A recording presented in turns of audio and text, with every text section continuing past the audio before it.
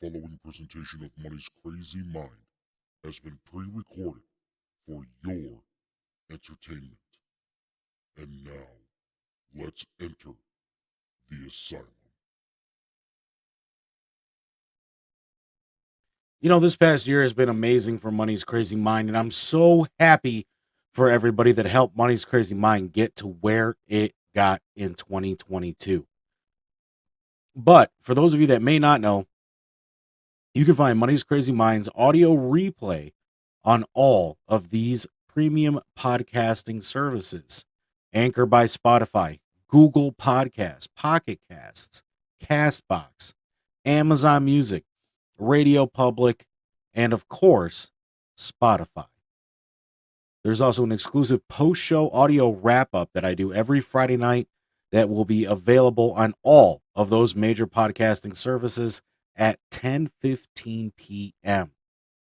You can also check out my new Money's Crazy Mind website powered by Podpage at podpage.com/monies-crazy-mind.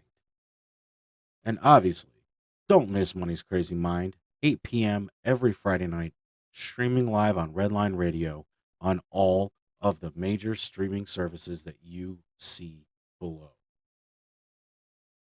Enough talk. Let's start the show. Warning, Money's Crazy Mind contains language that may not be suitable for all listeners. Discretion is advised, but will be completely ignored.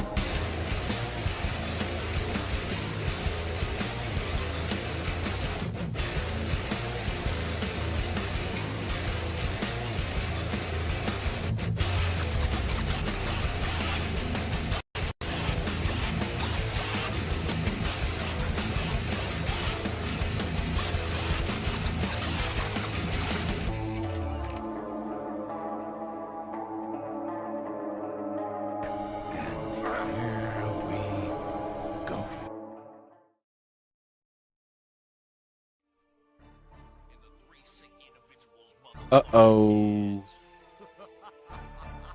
It's Friday night. It's 8 p.m. That means the asylum is officially open for business. What is going on, everybody? It's snowy. The weather sucks ass yet again, but it's Cleveland. That's to be expected. But we're here. The asylum is open. You can see it's a bright, sunshiny day here in the asylum, which means I'm full of shit when it comes to this background. But is what it is, ladies and gentlemen. Welcome in. It is the road to 100 episodes. We are live. We are in charge. And we have got some absolute cray-cray to get to this week. So, like I said, we're going to be doing this day in history, something that I've never done here on Money's Crazy Mind before. But before we get to this day in history, what the fuck is going on in WWE?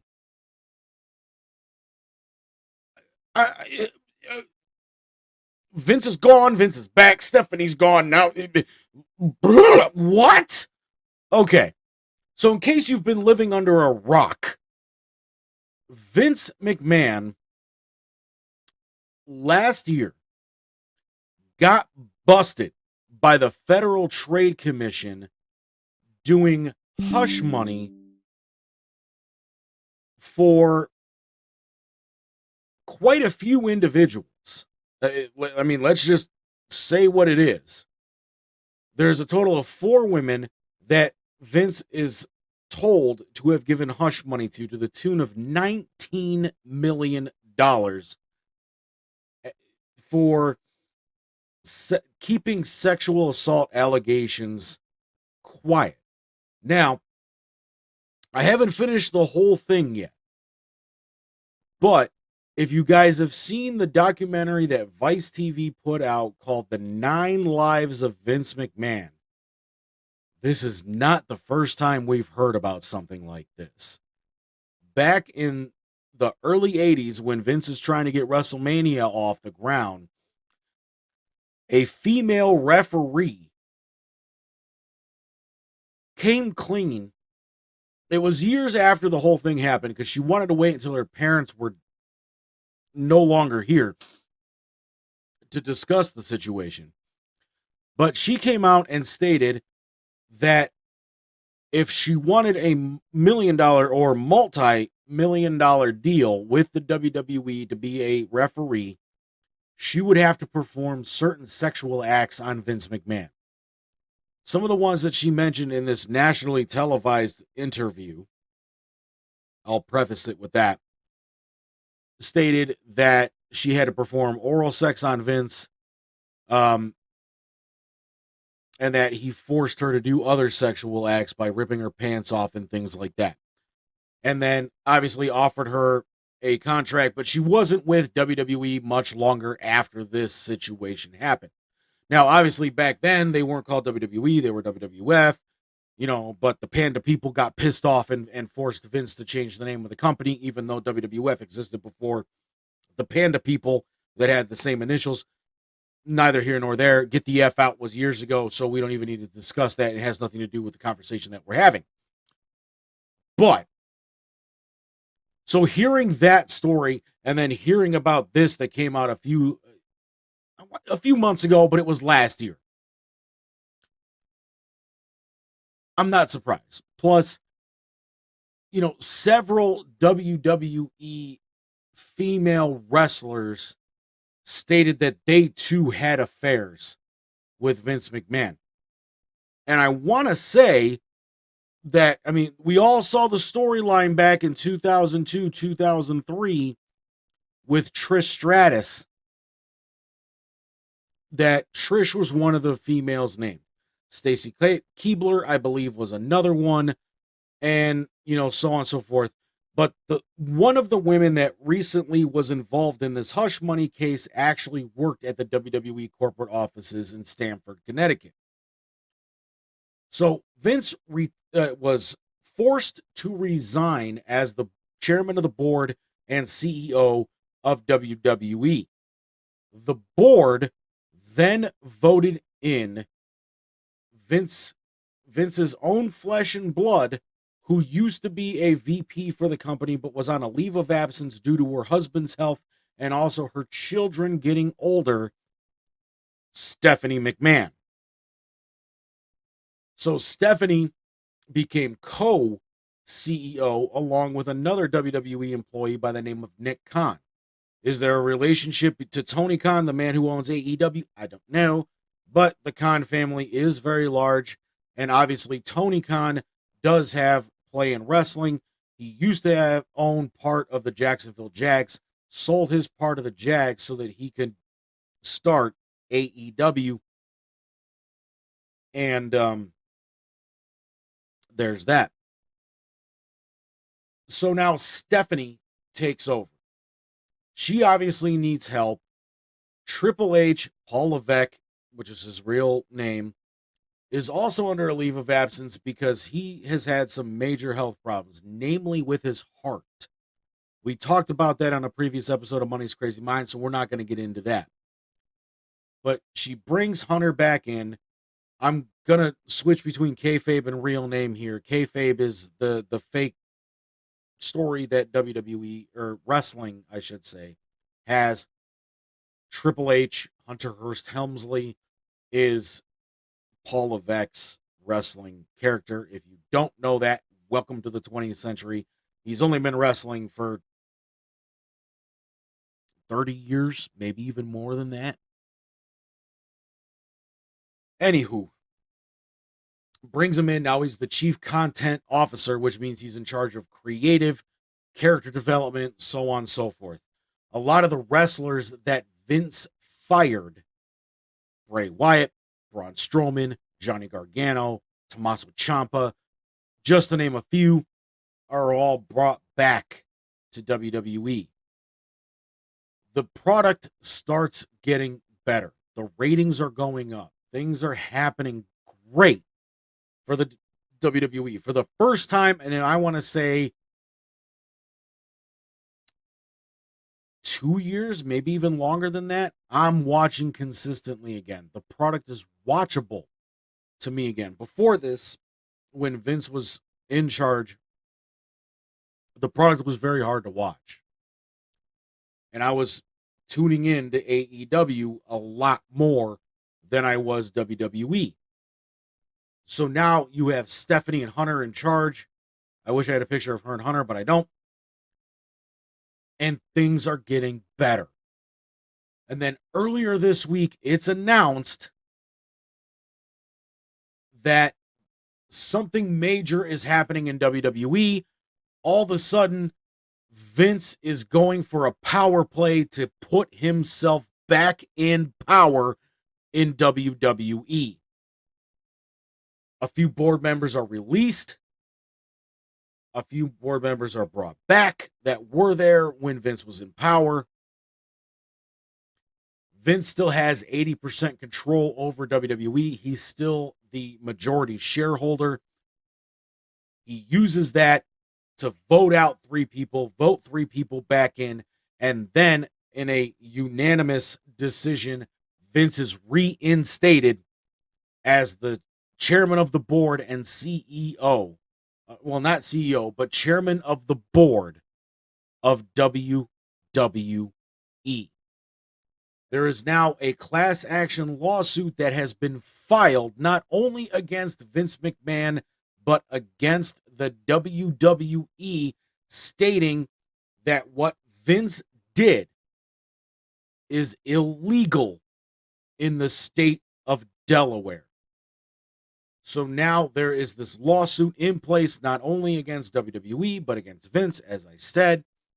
And they even quote in there that this was a power play by Vince McMahon to institute the sale of WWE to make it a private company again.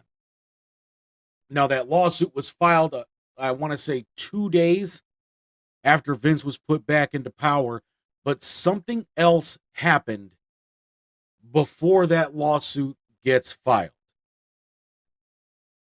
And this, to me, is probably the most shocking thing that happened out of all of this. And that is mere hours after Vince McMahon is voted back in unanimously as the chairman of the board of WWE, Stephanie McMahon Levesque announces that not only is she taking a leave of absence from WWE, but she is resigning as co-CEO of World Wrestling Entertainment, Inc. Now, there are, as I stated, crazy rumors going around right now about what is happening in WWE. I want to say some of these rumors are true. And like I said, something was mentioned in the class action lawsuit about Vince coming back only to institute the sale of WWE to make it a private company again, which means there is no longer going to be a board of directors, no stock options, nothing as it pertains to WWE anymore, because of this power move that Vince instituted to get voted back in. What I think lends credence to all of that is the fact that Stephanie resigned. Had Stephanie stayed, I would think that maybe some of this is just bullshit to try to put Vince under a bad light again. In my opinion, Vince is still very much under a bad light. Vince was ordered to pay restitution in the tune of the $19 million that he supposedly gave away as hush money, not only to female employees that worked in the corporate office of WWE that were a part of this sexual assault allegation case, but also to former WWE talent, female talent. Now, to protect the victims, the names of those female wrestlers were never released. The name of, I think, one former WWE employee, this piece of hair is going to piss me off, but I don't want to do anything about it right now, was released in the thing. But I mean, you can go back and read those stories, and I think we might have even touched on that as well, the allegations against Vince. That's not what this is about.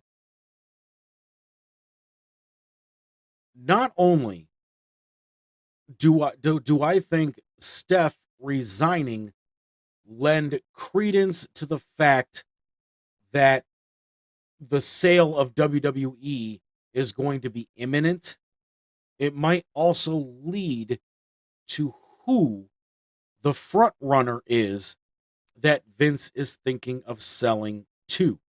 There are quite a few major players in play here. To name the biggest, Comcast. Comcast owns NBC Universal. Comcast owns Peacock. In the United States, the only way to get WWE Network programming is through Peacock. So it would actually make a lot of sense to sell, if that's the case of what's happening here, sell WWE to Peacock. That way, Raw and NXT stay broadcasted on USA Network, which is part of NBC Universal. The WWE Network stays part of Peacock in the United States. So that makes a lot of sense. There's also rumors that Disney is involved, is a major player. I shouldn't say involved, but is a major player in purchasing WWE. Where do they fall in? Well, up until 2 weeks ago, because I haven't been able to find last week and this past week's Raw on Hulu, WWE programming Raw and SmackDown, the most recent episodes, you could go back and watch on Hulu. Now, like I said, the past 2 weeks of Raw, so anything within the year 2023 is not on Hulu. But Disney also owns Fox, which is the network that airs SmackDown. And WWE has a multi-billion dollar deal with Fox to air SmackDown. I want to take Steph off the screen because we're talking just about WWE right now. So they're one of the major players. Another name that came up is Netflix. Netflix is looking into getting into live programming because they see the success that Hulu's having, Peacock's having, Paramount Plus is having with all of this live programming. Paramount Plus airs all the NFL games that air on CBS. Peacock airs Sunday Night Football, plus all the WWE pay-per-views. Hulu has a live TV package. So Netflix is looking to try to get involved in that. And there's tons of others, but they're some of the biggest.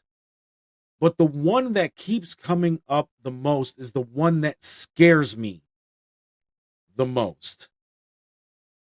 We talked about this on a previous episode as well, with some of the fears that were going on around with Saudi Arabia and the Crown Jewel premium event, which is what pay-per-views are now called, because you don't pay for them anymore.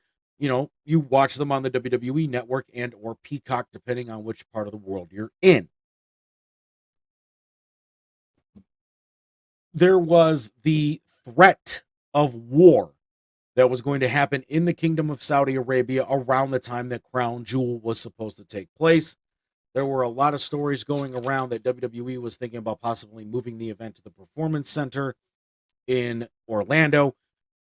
Ultimately, that didn't happen. The event went off. It went off without a hitch with no problems. Logan Paul almost beat Roman Reigns, but that's neither here nor there. But the Public Investment Fund of Saudi Arabia is a potential buyer that keeps coming up. And hours after it came out that not only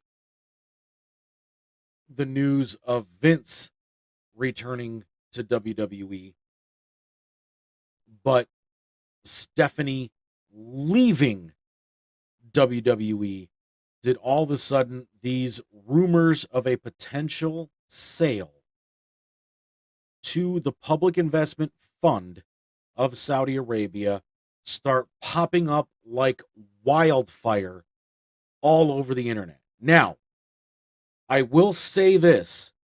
No major media outlet announced that the sale of WWE to the PIF of Saudi Arabia happened. It was mostly wrestling dirt sheets, Danzin, a few sites like that were really the only ones that were announcing it. A few hours. Now, this was all pretty late in the night, or late in the day, I will say. The next morning, all of a sudden, all these outlets that were reporting that the sale to the PIF was completed started backpedaling and saying, well, there is a deal from the Saudis to buy WWE, but nothing's in stone. And then just this morning, The Sun also put out a statement basically stating it looks like the Saudis are the front runners to buy the WWE. Let me just state this. If this happens, if it is true that the PIF becomes the new private owners of the WWE, which they do own a Premier League soccer team for Newcastle, the backlash, not just from, I would say, a lot of fans, because I keep everything that I'm seeing about it from fans states that if this happens, they're pretty much not going to watch WWE. You know, a lot of fans weren't too happy with the deal with the Saudis to begin with. All right, there, that takes care of that. Mainly just because of some of the things that the Saudis do. For the first few years that this deal was in place with the WWE, no female talent was allowed to be on any of the cards that happened within the Kingdom of Saudi Arabia. That has recently changed. But one of the last few times that the WWE was in the Kingdom of Saudi Arabia, they weren't allowed to leave. There were literally armed soldiers getting on the jet where all of the WWE talent was on, including Vince, and were basically told, get off the plane, you're not leaving. Now, some say it was because of money. Some say it was because WWE did something that they weren't supposed to do. Who knows? Given Vince's track record, not just with that female wrestler, but, you know, making the charges against Superfly Snuka for murder disappear for decades. The steroid trial where he was able to get away with that. The things with Bob Costas, the way he backdoored the deal to buy WCW out from underneath Eric Bischoff. And if you don't know what I'm talking about with that, check out the 83 Weeks with Eric Bischoff, the podcast hosted by Conrad Thompson. You're going to have to go way down to the archive to find it, but it's one of the very first episodes where Eric talks about how he had a deal that he even signed paperwork for to buy WCW. And then the day that the deal was supposed to be finalized, they announced that they sold to WWE. Paul Heyman was just in such financial trouble, he had no choice but to sell. And while I'm still upset that WWE hasn't really done anything with ECW, that's my feeling on that, by the way. Other than like 2 pay-per-views and a shitty reboot, I'll leave it at that. But just given Vince's track record with a lot of things in history, it wouldn't surprise me if he found some goofy ass way. Whoops. Maybe I shouldn't lean on the microphone. Some goofy ass way to get out of trouble with the Sauds, to get them out of the Kingdom of Saudi Arabia without harm. Here's the other thing that's going to happen with that. Not only is there going to be a huge fan backlash, there's going to be a revolt in the locker room. Sami Zayn, because of his religious practice, refuses to go to the Kingdom of Saudi Arabia.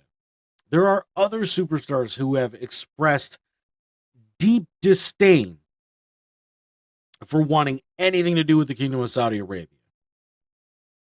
So I have a feeling we're going to be, if this happens, if the Saudis are the ones that end up buying WWE, that nothing has happened yet. If that changes, we're going to be discussing the Royal Rumble in 2 weeks. We will update everybody then.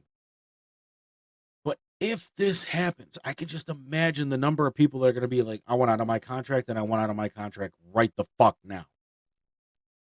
And then in a few months, we're going to see a lot of so-and-so is all elite. Now, like I said,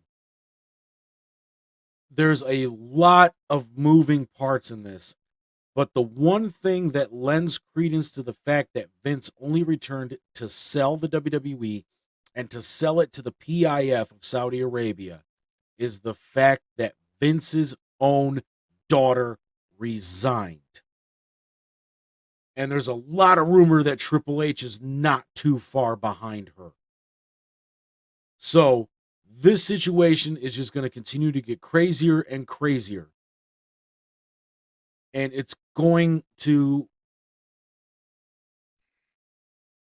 get a lot worse before it gets any better.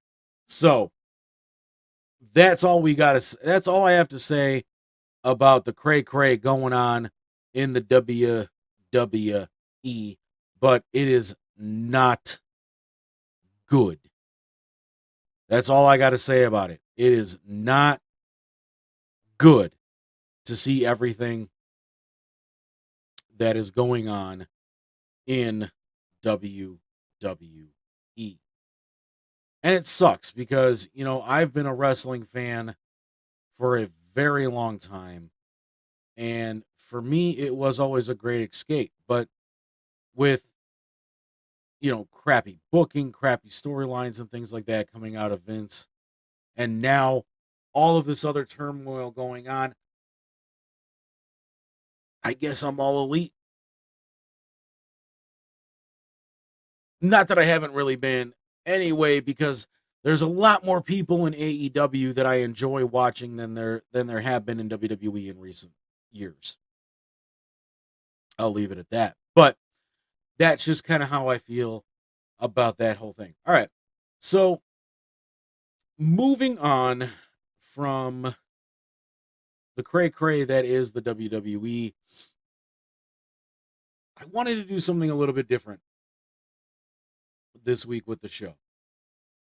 And what I wanted to do different was I wanted to talk about something that happened this day in history. 31 years ago now. It's crazy. Man. Absolute crazy to think that 1992 was 31 years ago. Holy crap.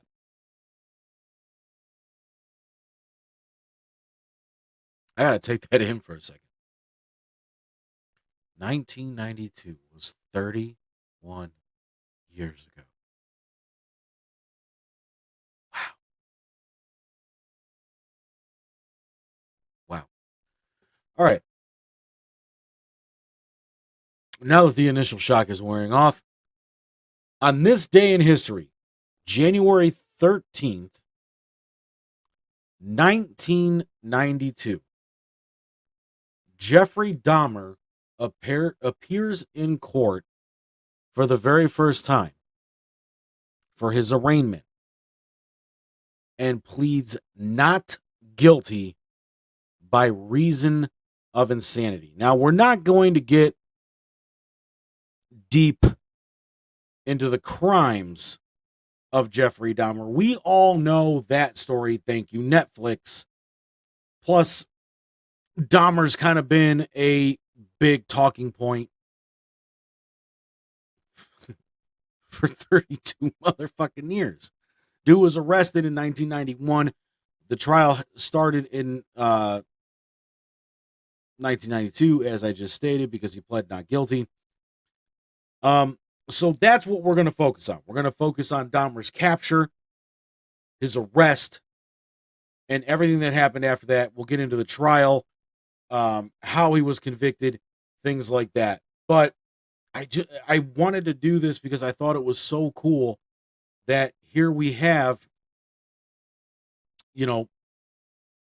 31 years later, and we're still talking about the dude from Milwaukee that ate motherfuckers.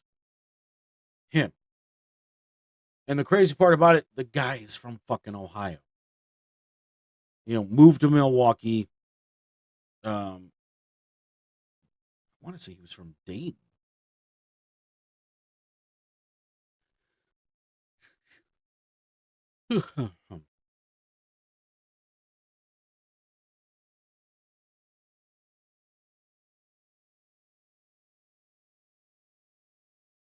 Actually, it says he was born in Wisconsin. Maybe his parents just lived in Ohio or moved to Ohio or something like that. I don't know. It's all on that Netflix show, and I never finished it. It just got a little too crazy for me to try to get into it. I will eventually finish it. Life got crazy. Didn't have a chance to finish it. But anyway, so on July 22nd, 1991, Dahmer approached three men with an offer for $100 to accompany him to his apartment to pose for nude photographs, drink beer, and simply keep him company. One of the trio, 32-year-old Tracy Edwards, agreed to accompany him to his apartment. Upon entering the apartment, Edward noticed that there was a foul odor and several boxes of hydrochloric acid on the floor. Obviously, if you've seen the Netflix show, we all know where this is heading. So at 11:30 p.m. that same night, we'll skip a lot of stuff because, like I said, this is all featured in that Netflix show.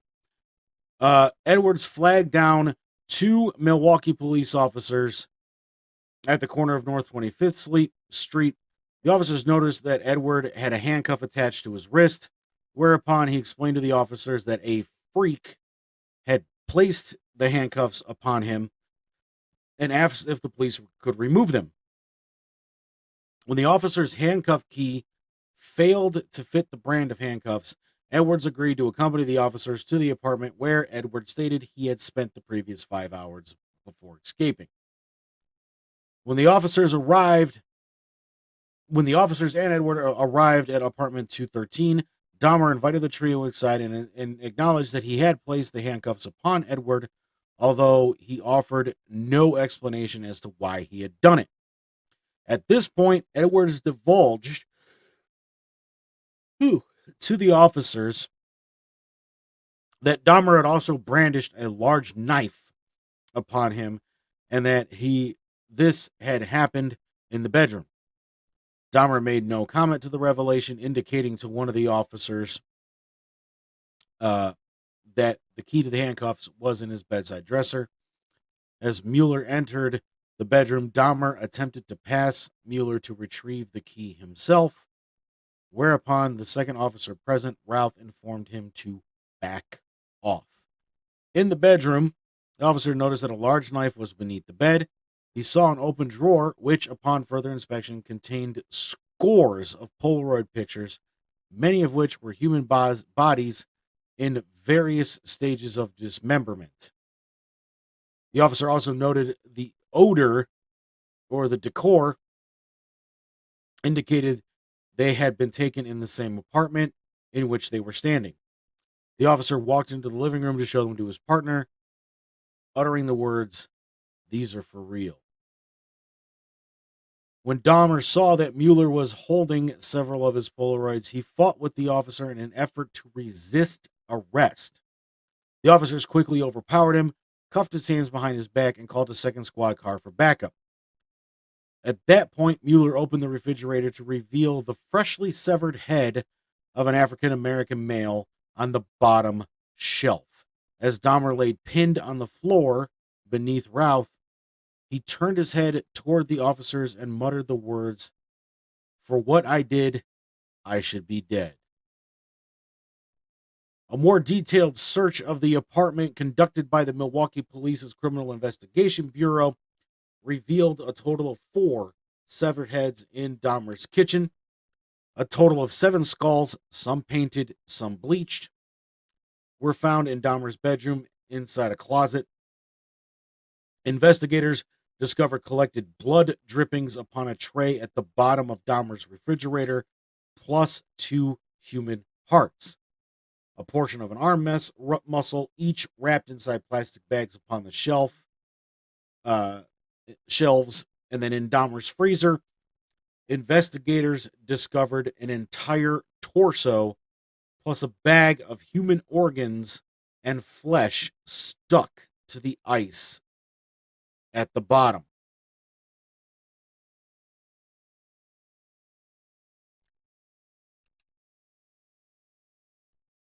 Let me get one more drink.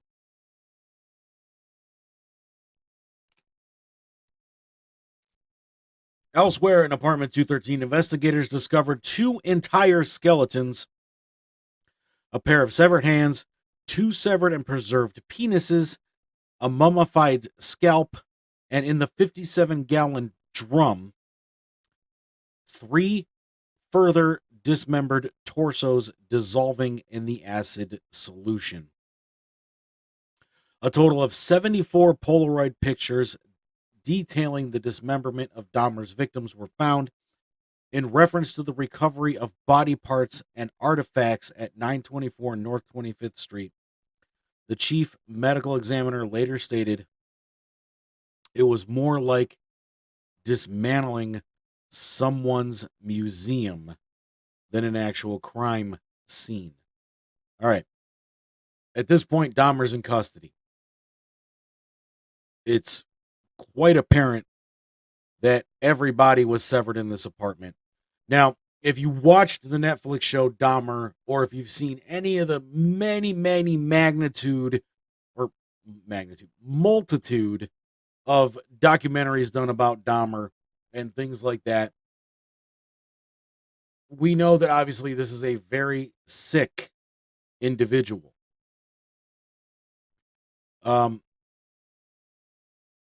Before all of these killings happened, and even after the killings happened, Dahmer was diagnosed with borderline personality disorder, schizotypal personality disorder, and a psychotic disorder. All of which obviously could lead to a lot of the things that Dahmer did. One of the ruses that Dahmer used, and I know I don't want to get into too much about his crimes because they have been very highly documented, and obviously there was the Netflix docudrama about, Dahmer's killings, his confession, and all of this. None of it is an excuse, but one of the ruses that Dahmer would use was that he was a homosexual male and that he would bring other homosexual males back to his apartment, do this ruse with the nude photos, watching a movie, drinking with him, keeping him company, so on and so forth, and then killing and dismembering them.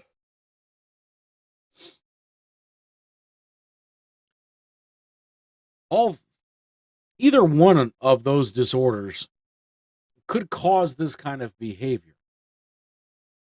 The big question that I don't think has ever really been answered was Dahmer homosexual himself? You see it in the show where at least some of these guys are willing to perform sexual acts on him.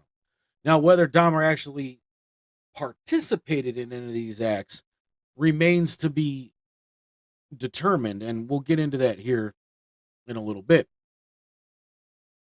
But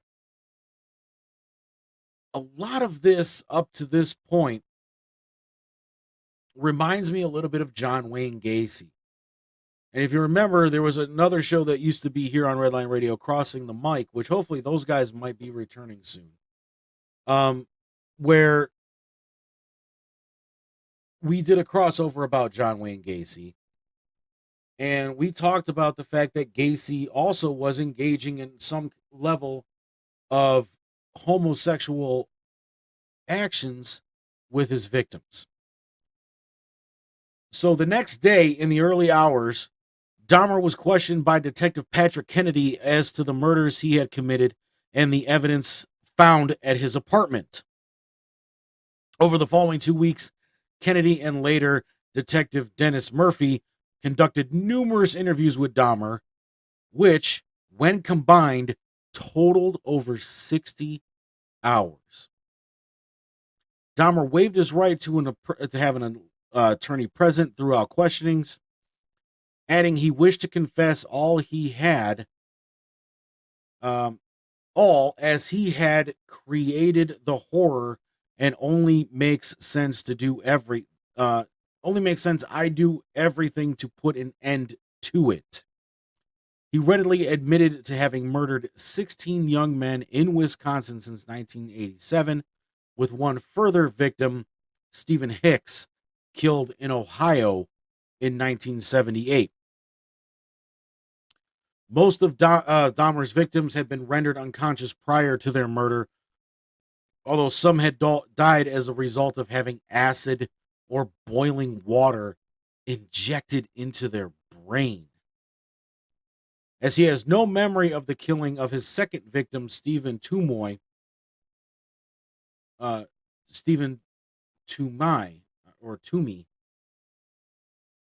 he was unsure whether he was unconscious when beaten to death, although he did concede it was possible that his viewing the exposed chest of Toomey while in a drunken stupor might have led him to unsuccessfully attempt to tear Toomey's heart from his chest.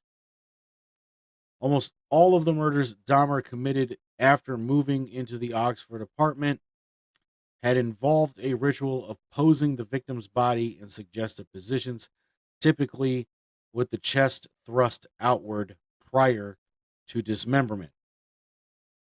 Dahmer readily admitted to engaging in necrophilia with several of his victims' bodies, including performing sexual acts with their viscera.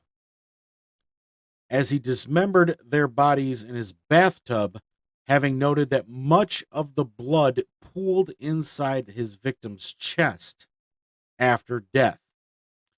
Dahmer first removed their internal organs, then suspended the torso to the blood drained into his bathtub,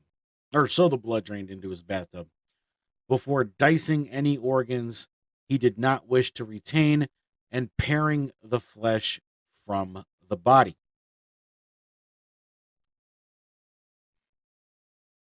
Some of this is hard to read, folks.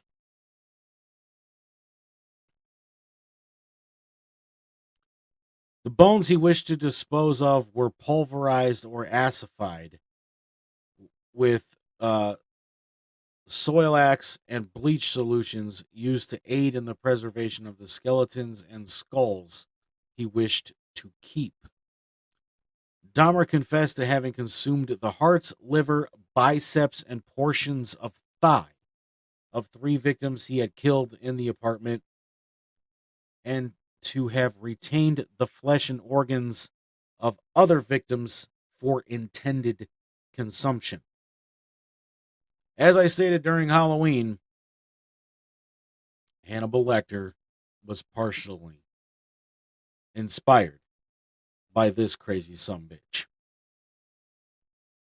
Typically, Dahmer would tenderize the body parts he intended to consume prior to preparing meals flavored with various condiments. To quote Dr. Lecter himself, I ate his liver with some fava beans and a nice Chianti.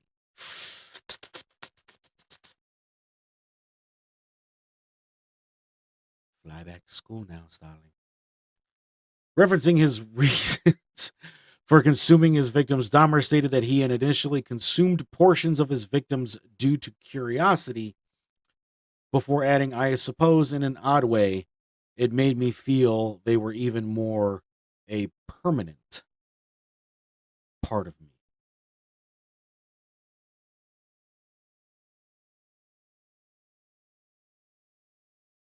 Despite the increase in his rate of killing in the 2 months prior to his arrest, Dahmer stated that he had been completely swept along with his compulsion to kill, adding, it was an incessant and never-ending desire to be with someone at whatever cost. Someone good-looking, really nice-looking, it just filled my thoughts all day long. When asked as to why he had preserved a total of 7 skulls and entire skeletons of 2 victims, Dahmer stated that he had been in the process of constructing a private altar of his victims' skulls, which he had intended to display on the black table located in his living room, and upon which he had photographed the bodies of many of his victims. The display of skulls was to be adorned at each side with the complete skeletons of 2 victims. I'm not going to name names. I know I already named one, but that'll be the last one. The 4 severed heads found in the kitchen were to have all the flesh removed and used in this altar, as was the skull of at least one future victim. Incense sticks were to be placed at each end of the black table, above which Dahmer intended to place a large blue lamp with extending blue globe lights. The entire construction was to be placed before a window covered with a black opaque shower curtain, in front of which Dahmer intended to sit in a black leather chair. When asked in a November 18th, 1991 interview whom the altar was dedicated to, Dahmer replied, myself. It was a place where I could feel at home. He further described his intended altar as a place for mediation, from where he believed he could draw a sense of power, adding, if this, his arrest, had happened 6 months later, that's what they would have found. All right. A lot to digest there. The one thing I kind of want to focus on was in this 1991 interview, when he was asked who the altar was dedicated to, myself. It was a place where I could feel at home, a place for mediation, and where he could draw a sense of power. I've heard something similar to this before, and it was when police were questioning Damian Eccles about the murder of 3 8-year-old boys in West Memphis, Arkansas. They had originally just questioned Damian about some of the satanic overtones and occult-like ritualistic tendencies that were found in the killings, which John Douglas, pretty much the godfather of profiling, later threw out, stating that there was nothing ritualistic about this. It looked more like a frenzy than anything else. But we were in the height of satanic panic when this happened, which was just a couple of years after this. And hearing the quote that, he could draw a sense of power from this altar that he was going to create sounds very similar to some of the things that Damien described to the police as a reason for this being a satanic ritualistic killing. A place he could feel at home. Damien had said something about, going back to the crime scene. So I'm wondering if maybe Damien read some of this and just, said, well, that's why Dahmer did it. Why wouldn't that be why somebody else would kill people as well, as opposed to a half-assed confession? But I'm thinking too, probably some of the investigators in that West Memphis 3 case probably followed this pretty damn closely, and when they heard the similarities, were just like, really, Damien? Really? So, I mean, that could be, I'm just pulling shit out of my ass at that point, but, that could be part of it. You never know. On July 25th, 1991, Dahmer was charged with 4 counts of first-degree murder. By August 22nd, he had been charged with a further 11 murders committed in Wisconsin. September 14th, investigators in Ohio, having uncovered hundreds of bone fragments in a woodland behind the address which Dahmer had confessed to killing his first victim, formally identified 2 molars and a vertebrae with x-ray records of that victim. 3 days later, Dahmer was charged by authorities in Ohio with that murder. Dahmer was not charged with the attempted murder of Edwards, nor with the murder of Toomey. He was not charged with Toomey's murder because the Milwaukee County District Attorney only brought charges where murder could be proven beyond a reasonable doubt. And Dahmer had no memory of actually committing that particular murder, for which no physical evidence of the crime existed. At a scheduled preliminary hearing on January 13th, 1992, which brings us to why we're discussing this here today, because on this day in history, Dahmer pled guilty. I'm sorry, I thought he pled not guilty. Pled guilty but insane to 15 counts of murder. The trial is coming up next. So I think this is a great spot to take our break. And before we go to break, let's pay some bills, shall we? So you guys all know the great Money's Crazy Mind t-shirt that I wear every once in a while on the show. I wore the Metallica t-shirt to work today, so that's why I'm wearing it. But I did put on my Redline Radio Station Manager shirt. But if you like the Money's Crazy Mind t-shirts, which has that picture on it right there, just without the background and everything on it, or any other Redline Radio gear, or maybe you just want some personalized gifts for your family.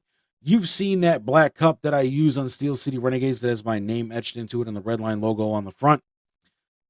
Our mouse pads, a lot of other really cool stuff, and the official merchandise for Redline Radio all comes from incredible keepsakes.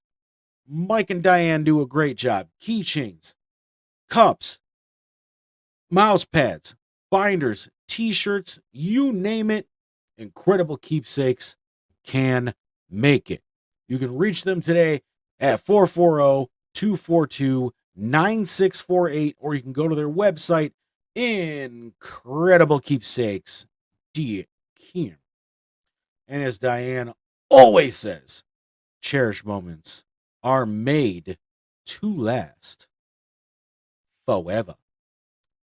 Now, talk about this guy quite a bit here on the show because he is my personal tattoo artist, and that is Riley Chase, the owner of Tattoo Therapy Inc. and the Erie Art Gallery. Look at that, it popped up just in time. So if you're looking for some of the most elite tattoo artists in the state of Ohio, look no further than Tattoo Therapy Inc., located in the Greenbrier Shopping Center in Parma Heights, Ohio. Check out Riley online. Check out Tattoo Therapy online. And every consultation is free. Plus, a lot of other great discounts. Mention to Riley that you heard about Tattoo Therapy Inc. right here on Money's Crazy Mind and Redline Radio LLC. Not only is he my personal tattoo artist, but he's done work for Lex Vegas and, of course, Dynamite Dave. So don't miss out. Go to Tattoo Therapy Inc. today. Now, normally when I'm in the Growing Wings Adult Services studios, I look around at those great walls that not only did Will Wiggins paint, but he also put up. And that's where we put all of our green screen. So if you need anything like that done to your home today, maybe it's something with the bathroom, something with the kitchen. Maybe you want new energy efficient windows. Maybe your door sticks, siding, roofing, so much more. Will Wiggins and Wiggins Construction is the guy to call. You can reach out to Will today, 440-731-4654 or Wiggins24@gmail.com. Also, Will Wiggins is the proprietor of the Ohio Wheelman Racing Series, and Will is still looking for 2023 sponsors. If you want to sponsor a race car in the Ohio Wheelman Series, call Will. That's all you got to do. All right, so now that we've paid a couple of bills, we're going to cut to break. When we come back, we will get into the trial of Jeffrey Dahmer right here. Money's Crazy Mind. Don't nobody go nowhere. You know, one of the things that people don't really know that I'm into is die-cast car collecting. And when I was looking for that holy grail piece, I looked no further than Pit Road Diecast. They helped me look for it. I found it. I bought it. Bill and the team definitely went out of their way to help me find and track it down so that I could purchase it. So if you have a story like mine, give Bill and the team at Pit Road Diecast a call. 216-355-2347. Mention that you found Pit Road Diecast on Redline Radio LLC and receive $5 off your in-store purchase. Lee Money here from Money's Crazy Mind, and you know you heard them right here on this very show. Bad Juju, they are the official band of Redline Radio LLC, and you can check them out on their Facebook page to see where you can check them out live, and make sure you let them know that you heard about them right here on Redline Radio LLC. Do you own your own small business? Do you want to get more advertising? Check us out at Redline Radio LLC. We are always accepting brand new sponsorships to get your business more recognition. Get a hold of Dave from Redline Radio today at 440-503-0828. And for all of our programming information, you can check us out on all social media platforms: Facebook, YouTube, Twitter, Twitch, Instagram, LinkedIn. We got it all. Just search Redline Radio LLC and it'll let you know when and where your favorite Redline Radio show is on. And of course, you can listen to all of our great programming and live 24-hour music on the Redline Radio LLC app. You can find it on the Google Play Store, but you can also check us out at redlineradiolllc.com, where we are always live.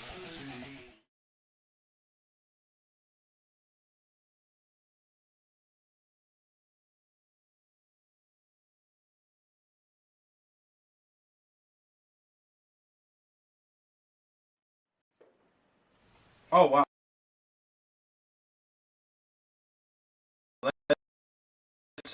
That sounds really great. That sounds like a really good deal. The Northeast Ghostbusters. Northeast Ohio Ghostbusters. Khakis? Well, that sounds hideous. Well, they're Ghostbusters.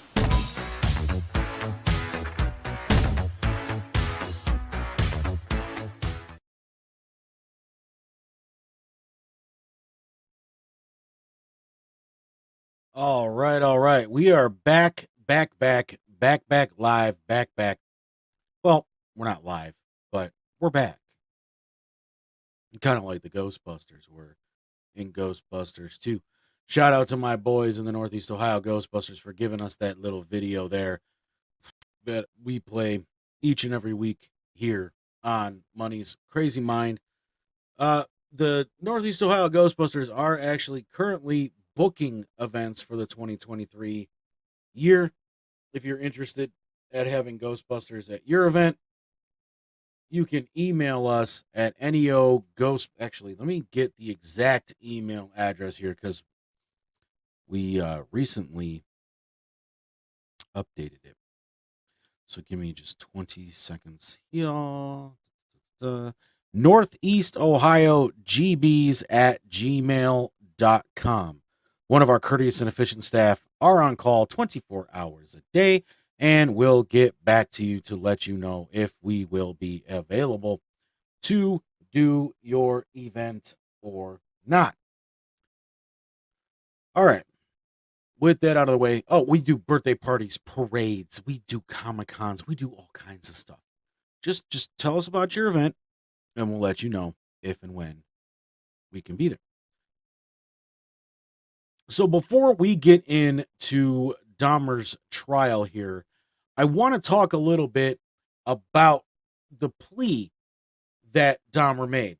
So he pled guilty, but insane.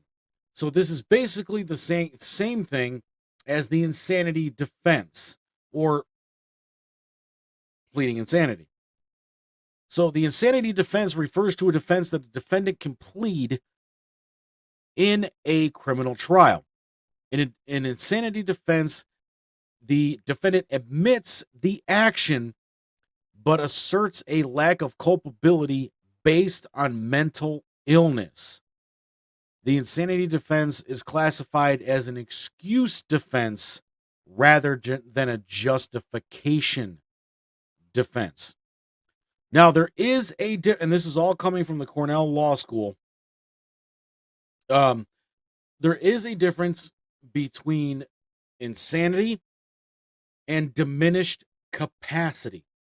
Although the defense known as diminished capacity bears some resemblance to the reason of insanity defense in that both examine the mental competence of the defendant, there are significant differences between them. While reason of insanity is a full defense to a crime that is pleading a reason of insanity is the equivalent of pleading not guilty. Diminished capacity is merely pleading to a lesser crime. A diminished capacity defense can be used to negate the element of intent to commit a crime.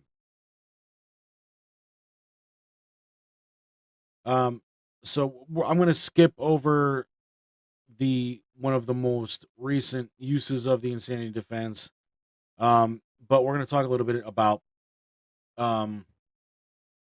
competency. All of this plays into things that happened during Dahmer's trial. An important procedural corollary to the insanity defense involves the establishment of legal competency, otherwise known as competent to stand trial. In accordance with due process requirements, a criminal defendant cannot stand trial if he or she is deemed legally incompetent.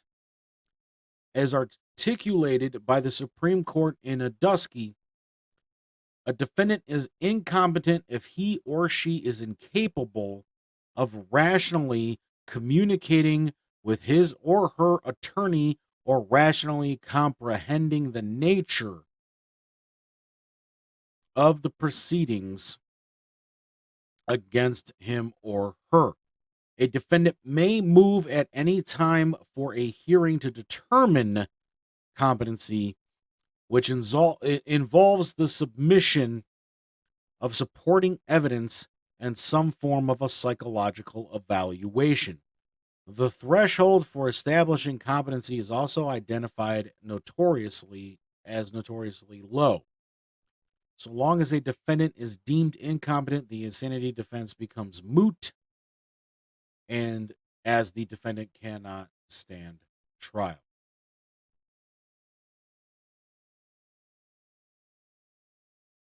The M'Naughton rule is the first famous legal test for insanity that came in 1843 in the M'Naughton case. Englishman Daniel M'Naughton shot and killed the secretary of the British Prime Minister, believing that the Prime Minister was conspiring against him. The court acquitted M'Naughton by reason of insanity and was placed in a mental institution for the rest of his life. However, the case caused public uproar, and Queen Victoria ordered the court to develop a stricter test for insanity. Is there anything else? So that moved on to the irresistible impulse test. In contrast to the evidence and cognition central to the M'Naughton test, the irresistible impulse test focuses on the volition, or volatile components of insanity. Various courts have suggested to address criminal defendants who, while comprehending the wrongfulness of the action, are incapable of self-control because of mental disease or defect. To levy punishment against the defendant unable to control his actions appears odd with the preeminent tenets of criminal justice.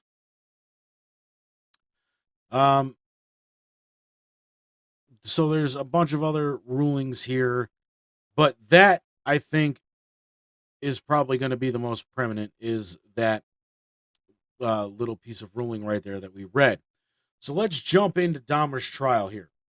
The trial began on January 30th, 1992. He was tried first in Milwaukee for the 15 counts of first-degree murder before Judge Lawrence Graham.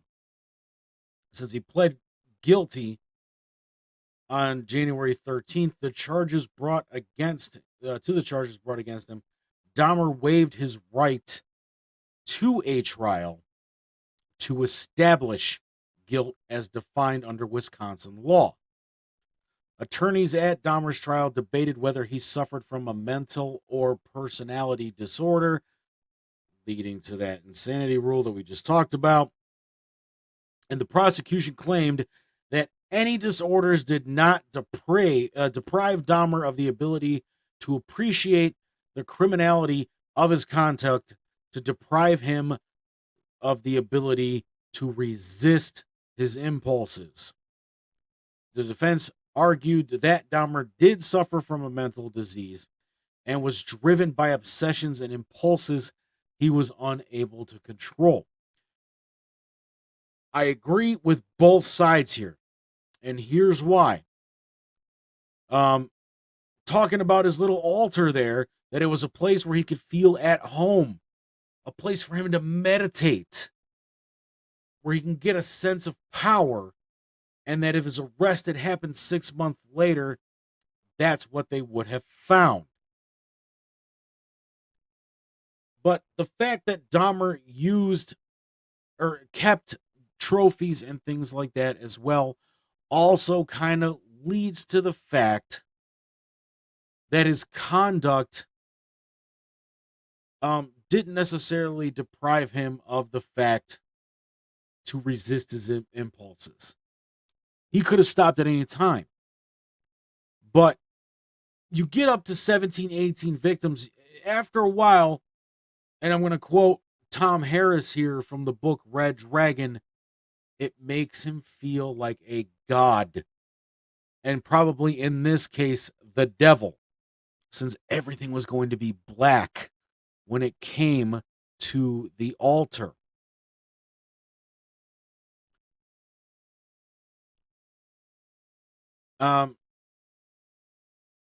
The defense would go on to argue that Dahmer was insane due to his necrophilic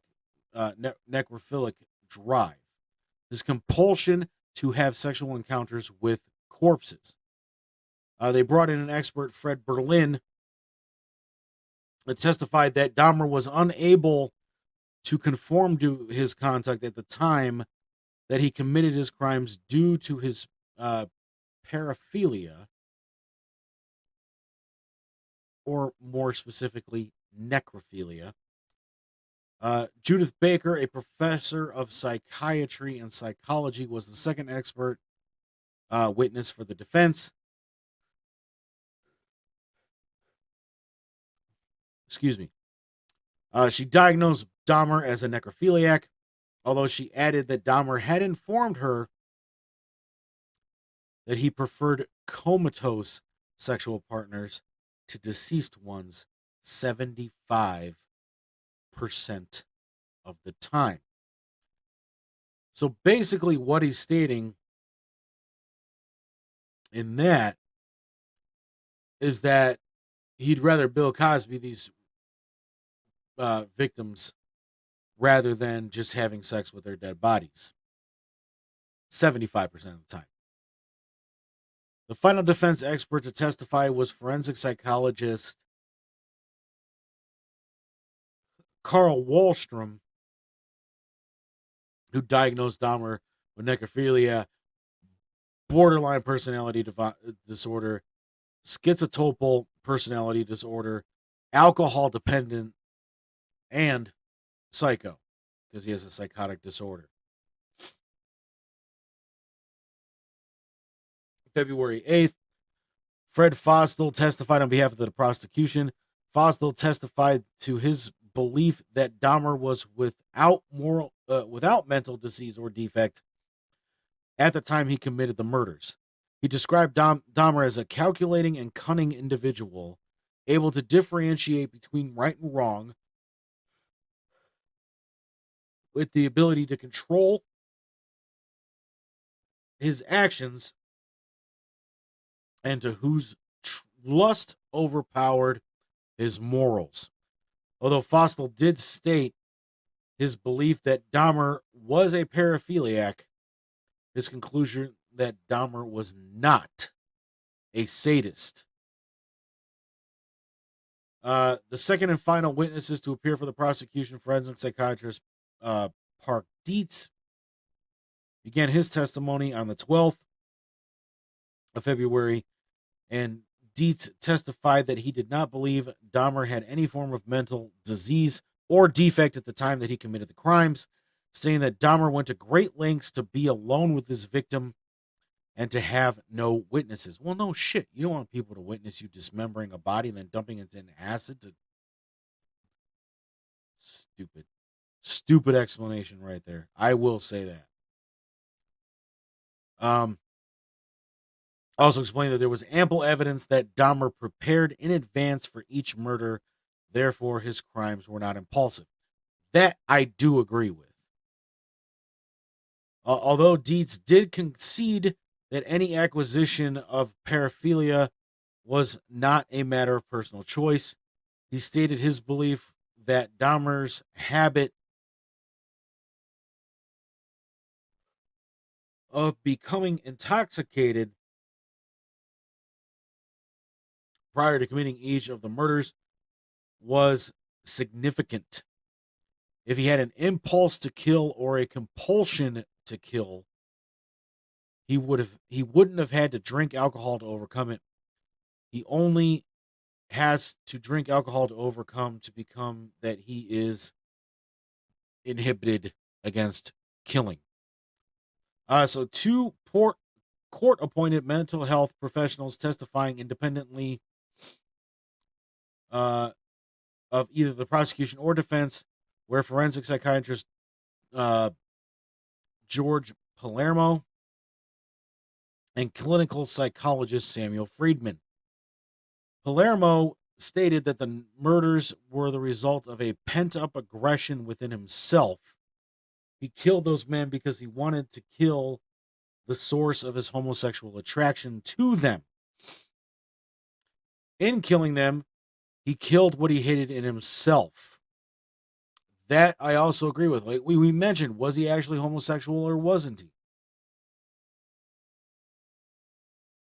Palermo concluded that Dahmer had a severe mixed personality disorder with antisocial, obsessive-compulsive, sadistic, fetishistic, borderline, and necrophiliac features, but was otherwise legally sane.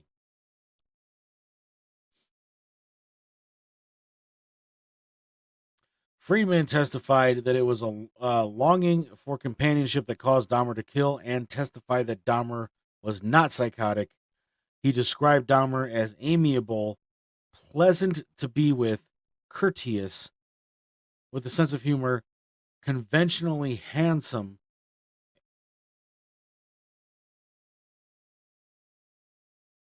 I don't know about that. I think that dude might have been a little light in the loafers. And a charming in manner. He was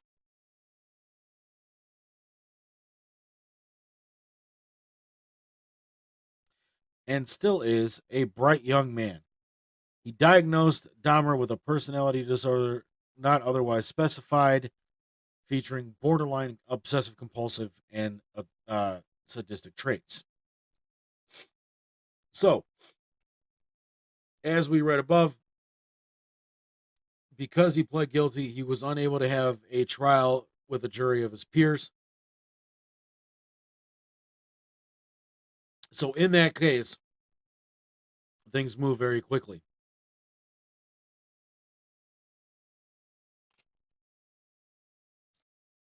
The trial lasted 2 weeks, and on February 14th, both attorneys delivered their closing arguments to the jury. Each attorney was allowed to speak for 2 hours. Defense attorney George Boyle argued first, repeatedly referring to the testimony of the mental health professionals, almost all of whom had agreed that Dahmer was afflicted with a mental disease.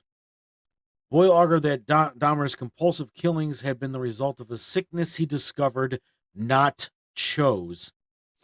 And Boyle portrayed Dahmer as desperately lonely and profoundly sick individual, so out of control he could not conform his conduct anymore.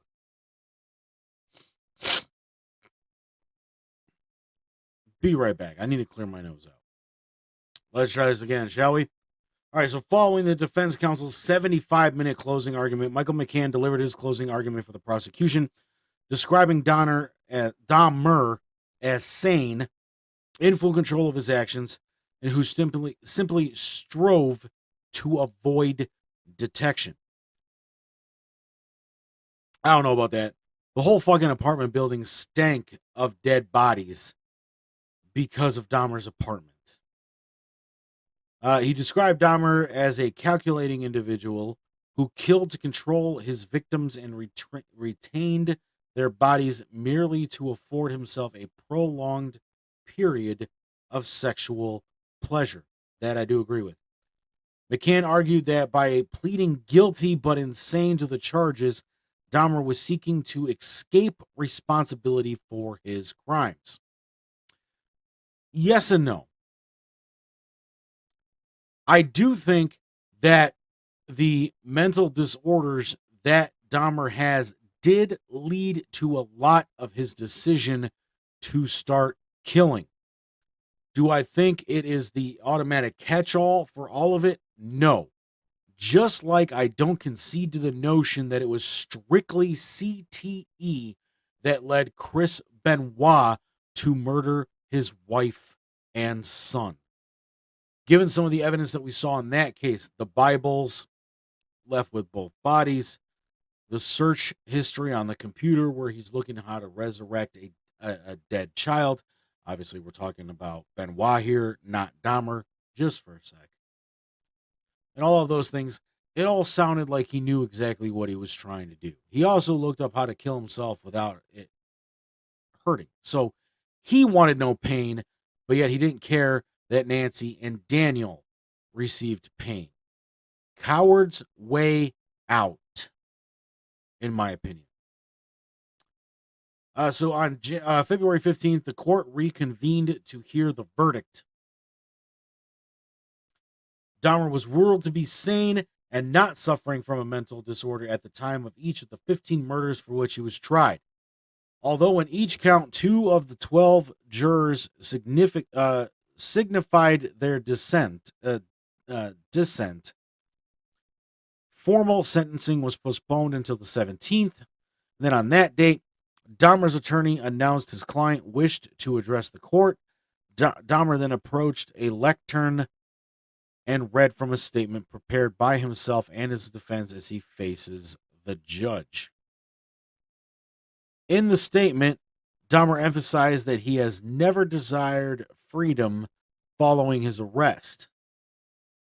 I just lost where I was.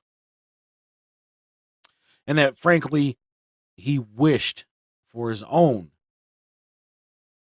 He further stressed that one of his murders had been motivated by hatred, that he understood that nothing he either said or did could undo the terrible harm he had caused to the families of the victims in the city of Milwaukee, and that he and his doctors believed that his criminal behavior had been motivated by mental disorders. Dahmer added that this medical knowledge had given him some peace, and that although he understood that society would never forgive him, he hoped God would.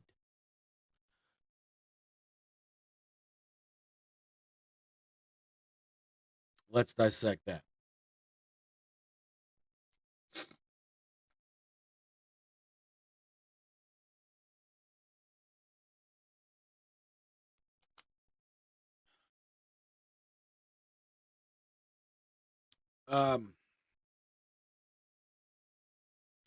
So he stated that he never desired freedom following his arrest. So he knew eventually he was going to be caught and that he was going to spend, obviously, significant time behind bars.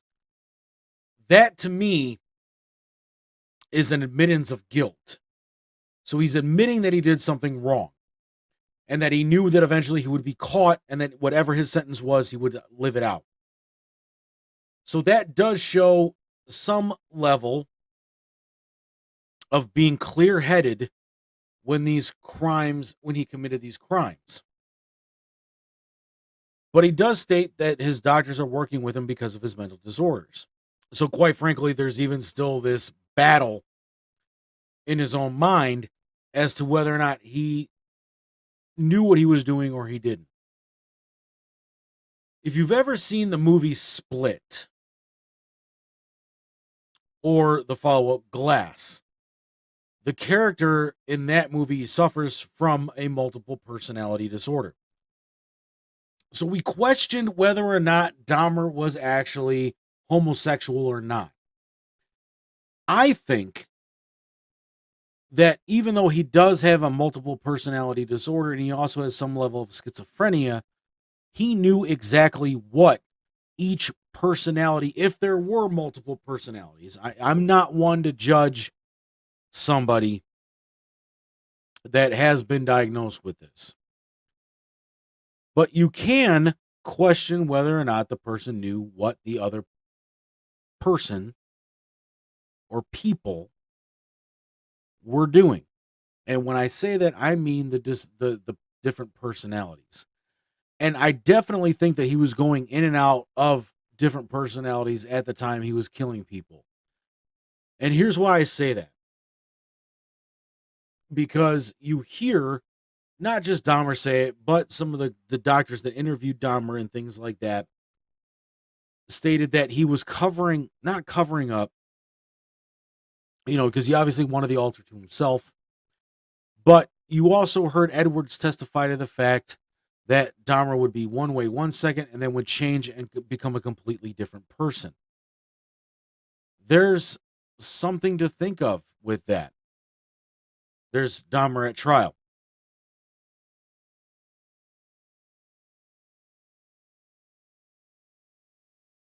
Some people do not have control over what the other personalities do if they suffer from a multiple personality disorder. I think Dahmer was fully aware of what each personality was doing and that there was another personality. The personalities each had their place. Dahmer would use his charming ways to lure his victims in. Then the murderous personality comes about. And then maybe there's even a third personality, and possibly even more than that, that relished in what they did. And that was the personality that wanted to create the altar. Dahmer closed his statement with, "I know my time in prison will be terrible, but I deserve whatever I get because of what I've done. Thank you, Your Honor. I am prepared for your sentence, which I know will be the maximum. I ask for no consideration." And then he returned to his seat to await sentencing. So just like in any trial that involves a crime like this, victim impact statements were read by family members of some of Dahmer's victims, many of whom hate him, and for reason. He killed their family member. But those victim impact statements definitely did lead or help lead to the sentence that he ends up getting. And upon hearing Dahmer's sentencing, his father, Lionel, and his stepmother, Sherry, requested to be allowed a 10-minute private meeting with their son before he was transferred to the Columbia Correctional Institution in Portage to begin his sentence. The request was granted, and the trio exchanged hugs and well wishes before Dahmer was escorted away. 3 months after his conviction in Milwaukee, Dahmer was extradited to Ohio to be tried for the murder of his first victim. In the court hearing lasting just 45 minutes, Dahmer again pled guilty to the charges and was sentenced to a 16 term of life imprisonment on May 1st, 1992. We're going to skip over a lot of his imprisonment time. But on July 3rd, a fellow inmate attempted to slash Dahmer's throat with a razor embedded in a toothbrush as Dahmer sat in the prison chapel after completing the weekly church service. Dahmer received superficial wounds and was not seriously hurt in the incident. And according to Dahmer's family, he had long been ready to die and accepted any punishment which he might endure in prison. In addition to this, his father and stepmother maintained regular contact. Dahmer's mother, Joyce, also maintained regular contact with him, and prior to his arrest, the two had not seen each other since Christmas 1983. Well, I think Dahmer was a little bit busy during that time. Joyce related that in her weekly phone calls, whenever she expressed concern for her son's physical well-being, he would respond with a comment to the effect of, "It doesn't matter, Mom. I don't care if something happens to me." So, just a few months later, on the morning of November 28th, 1994, Dahmer left his cell to conduct his assigned work detail. Accompanying him were two fellow inmates. The trio were left unsupervised in the showers of the prison gym for approximately 20 minutes. At approximately 8:10 a.m., Dahmer was discovered on the floor of the bathrooms of the gym, suffering from extreme head wounds. He had been severely bludgeoned about the head and face with a 20-inch metal bar. His head had also been reportedly struck against the wall in the assault. Although Dahmer was still alive and was rushed to a nearby hospital, he was pronounced dead 1 hour later. And Anderson, who was one of the inmates, had been beaten with the same instrument and died 2 days later from his wounds.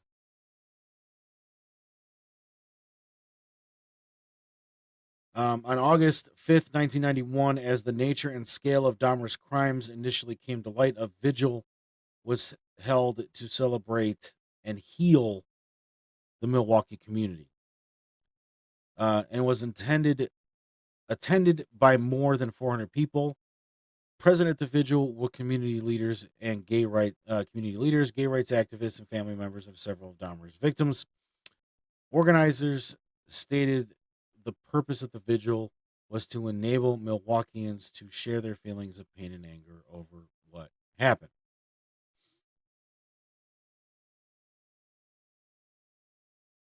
Dahmer's crimes happened during a time of heightened racial tension in Milwaukee. A professor of community studies at the University of Wisconsin-Milwaukee, Walter Farrell, later stated that race relations in the city have been in a state of disrepair for nearly a decade. At the time of Dahmer's arrest, in an August 1991 interview given to Christian Science Monitor, Farrell stated that the news of the murders, as well as the conduct of Milwaukee police officers John Balsarac and Joseph Gabish, were with regards to the victims, Conrad Smith's phone, exacerbated and highlighted racial tensions within the city.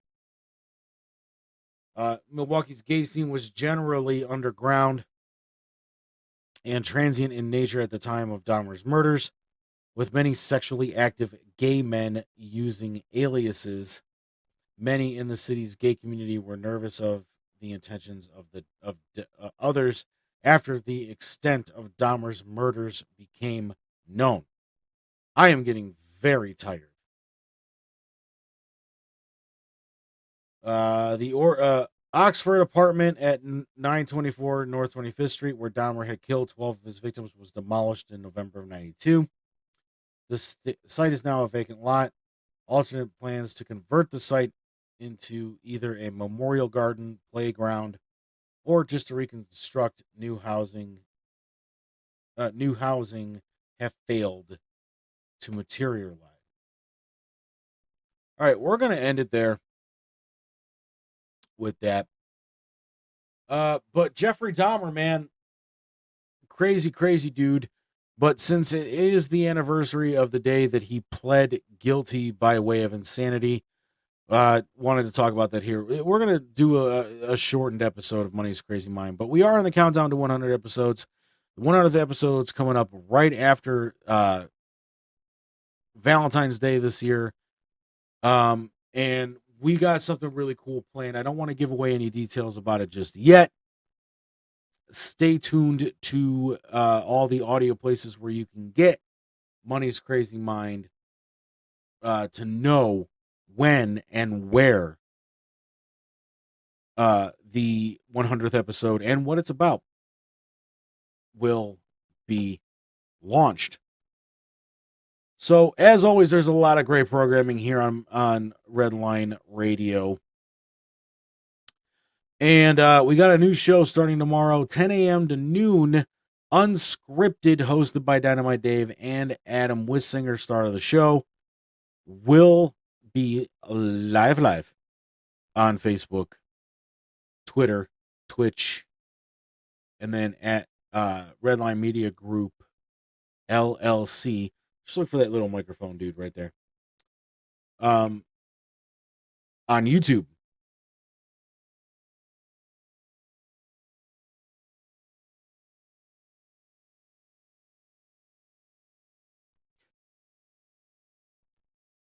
Told everybody I was getting tired, man.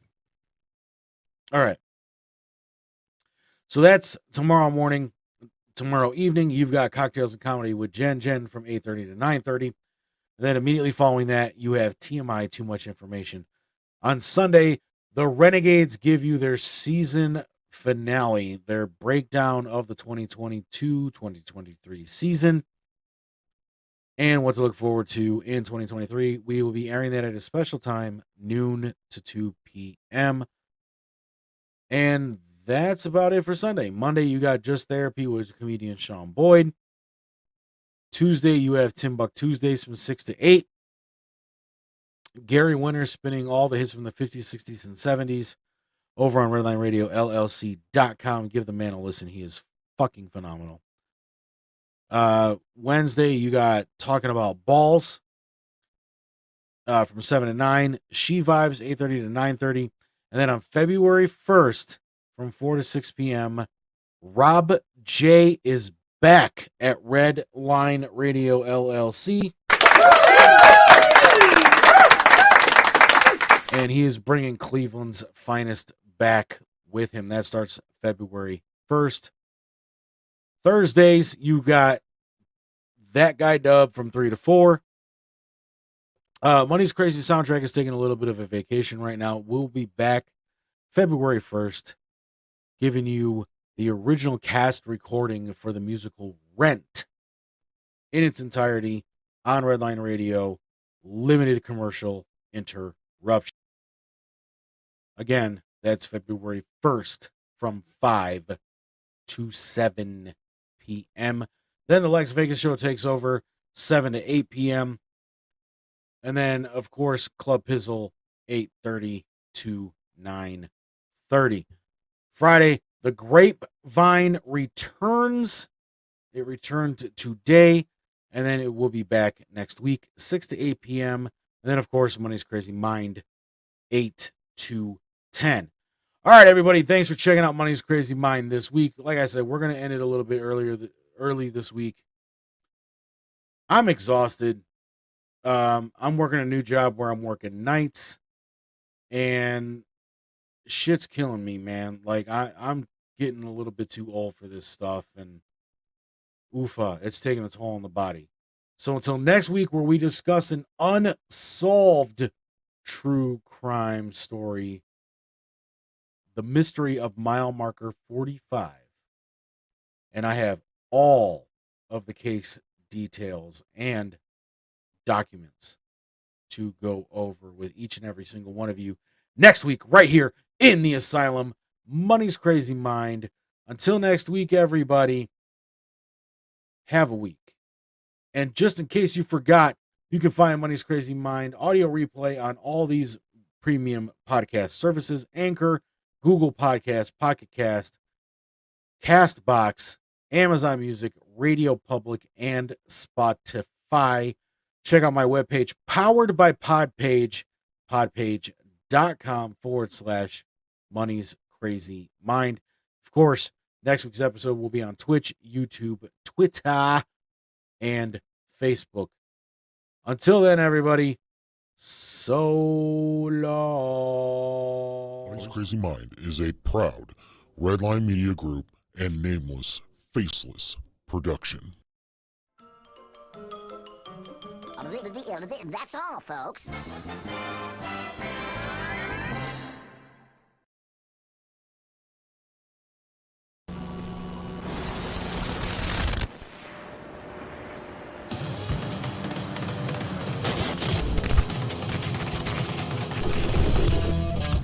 Hello, ladies and gentlemen. I'm Dave Wallencheck, the owner of Redline Radio LLC, and I want to take a minute to tell you what we're about here at Redline Radio. Pause. Rewind. I am a 2015 graduate of the Ohio Media School, and one day I had a dream to own a radio station. Well, not only do I have one, but now I have two studios. One is located at 4941 Pearl Road, Cleveland, Ohio. The other one, which is our state-of-the-art studio, green screen 360 cameras, top-of-the-line microphones, great producing, that is located at 60 Front Street in Berea, Ohio. So interested in trauma and what happens to the body, especially with women. So do you have anything that happened to you, something that was traumatic for your body that still kind of sits in there and in your mind? Of a contract because of how they were viewed, how they identified themselves. It's paperwork. We currently have 18 shows and growing each day. If you have an idea for a podcast, look us up right there, Redline Radio, LLC. Not only do we have 18 shows, but we have 17 sponsors who have supported us throughout the years. It's also what? I don't need you to correct me. Every time you make a play or get yardage, there's a holding penalty. Wait, we actually had positive yardage today? Performing or your first? Yeah, my origin story is a little sadder than Dave's. My parents were killed in an alley coming from a movie.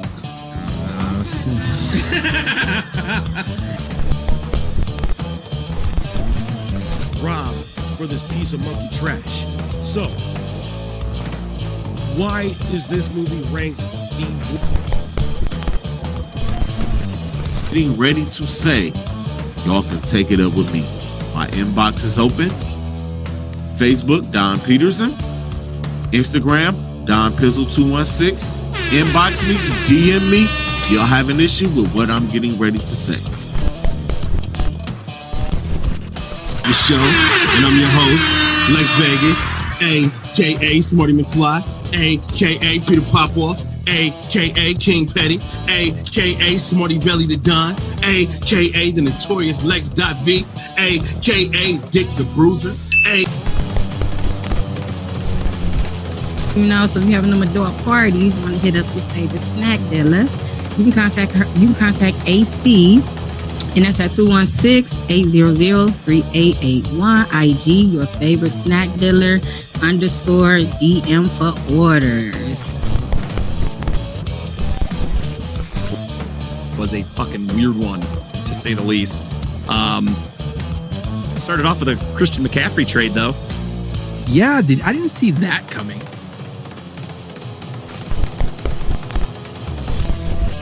1 through 28? No, 2 through 28. Slavery. I just had one. We deserve a chance.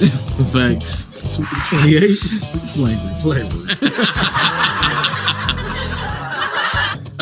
So we're going to read some ads before we go further to the show. Sharing information and finding ways to help each other because we're all just trying to make it through. Absolutely. Because like a lot of people like assume that it was just going to be automatic. No, it's not going to be automatic, but it is a simple process. Make sure you go to that website. We got it up in the chat and all that good stuff. And I'll say it one more time before we close this segment out.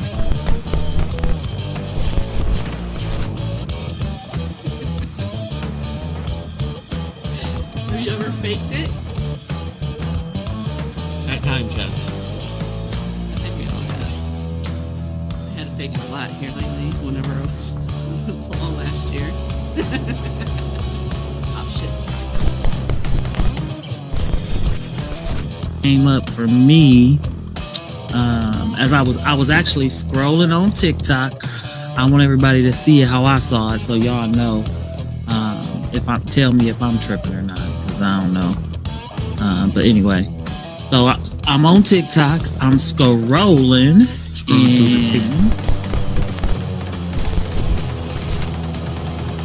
And also, if you're looking to join the Redline Radio family, we are currently looking for interns. All you got to do is look me up on Facebook at David Wallencheck, or you can send us a message in our Redline Radio Facebook or Instagram. I know a lot of you guys out there want to get into the business of podcasting. Well, we can teach you everything you need to know about podcasting here at Redline Radio LLC. Not only that, we can also teach you the media side at Redline Media Group. So you can follow us on YouTube at Redline Media Group LLC. And while you're at it, can you please go subscribe, like, and share Redline Radio LLC, Redline Media Group. Again, I'm Dave Wallencheck, your owner of Redline Radio. And And that's just a little bit of information about us here at the station.